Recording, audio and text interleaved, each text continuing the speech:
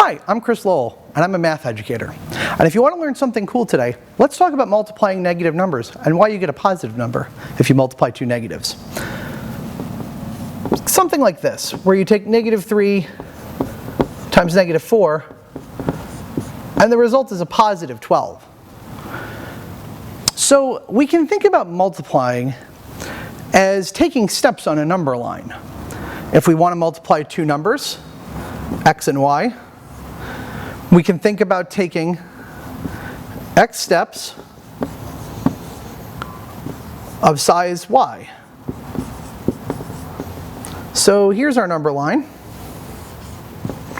and let's imagine we're standing at 0.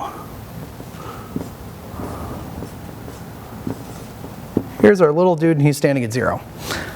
Now, if we want to multiply a positive number by a positive number, that's great.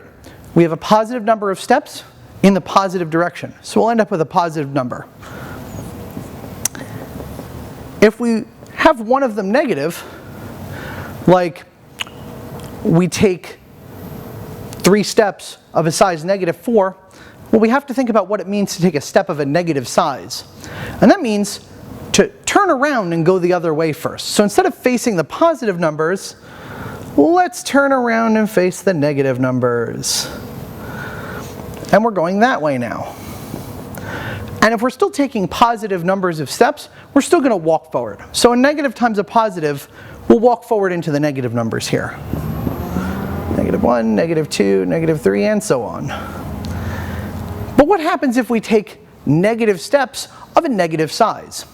Well, we already talked about that the negative step size means face the negative numbers first. But to take a negative number of steps, we're going to have to walk backwards to do that. So if we face the negative numbers and then walk backwards, that ends up being in the positives. So if we take negative 3 steps of size negative 4, well, we face the negative numbers, we take some steps backwards into the positive numbers, and we end up with a positive product.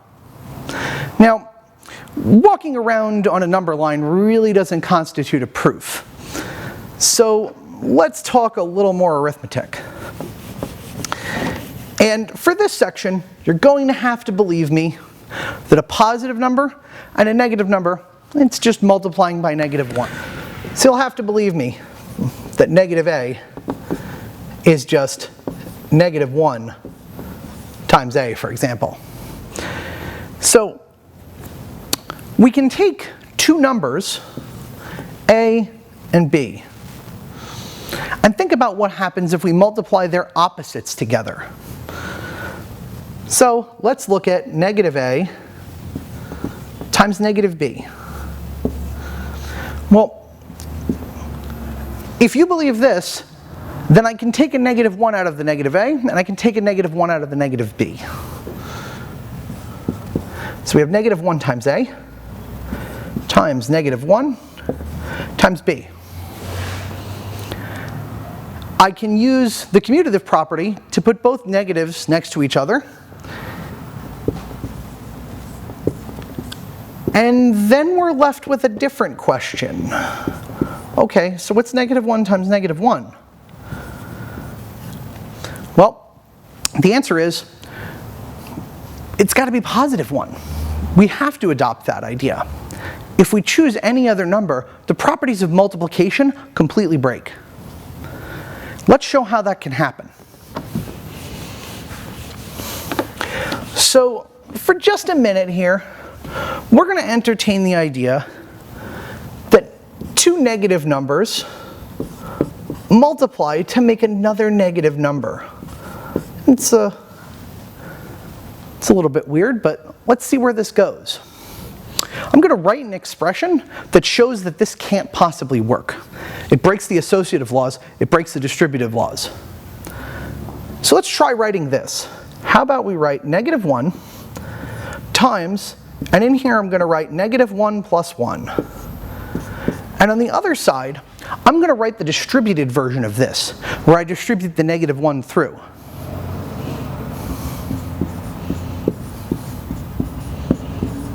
Like this.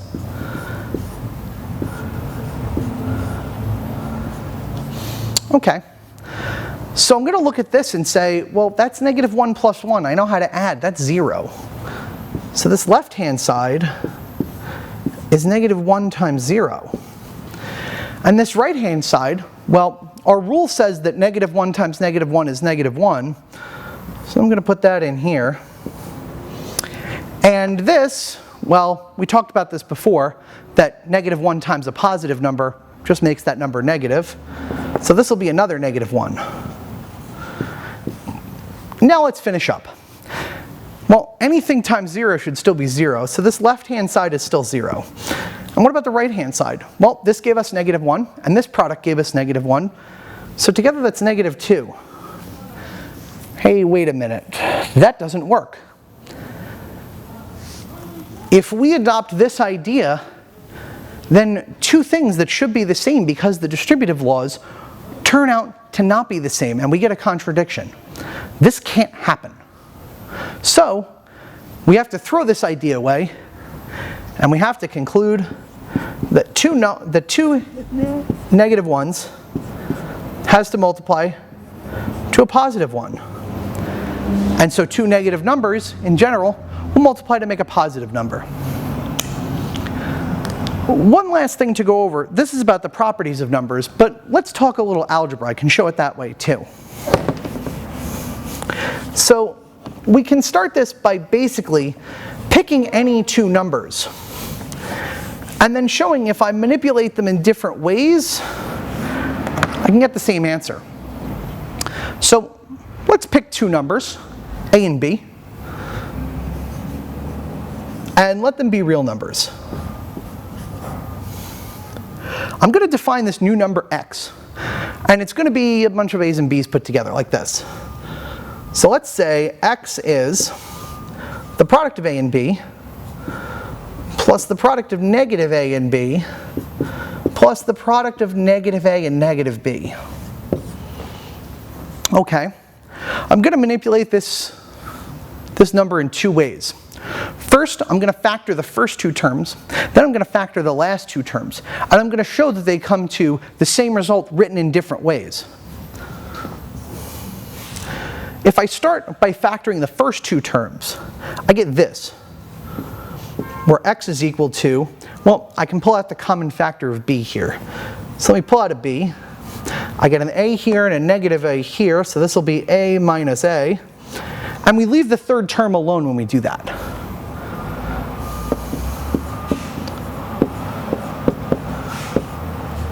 Okay, well, a minus a, anything minus itself is 0.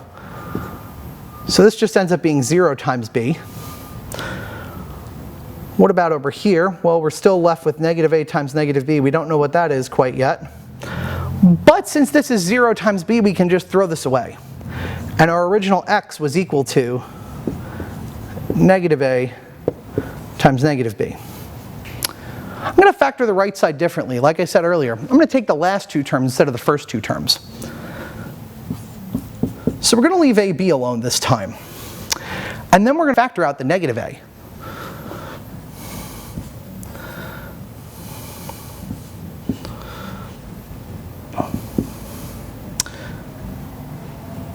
And we're going to get b minus b here. And again, we've got one of those things that works out to 0. So we're just going to end up throwing it away. ab plus negative a times 0.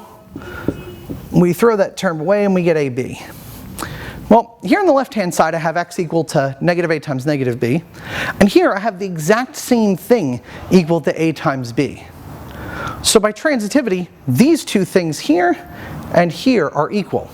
So the product of two negative numbers is going to be equal to the product of the opposite of those two numbers. If a and b were positive to begin with, then negative a is negative, negative b is also negative, and both pairs will multiply to give you a positive product. And that is more than you knew about multiplying negative numbers before we started.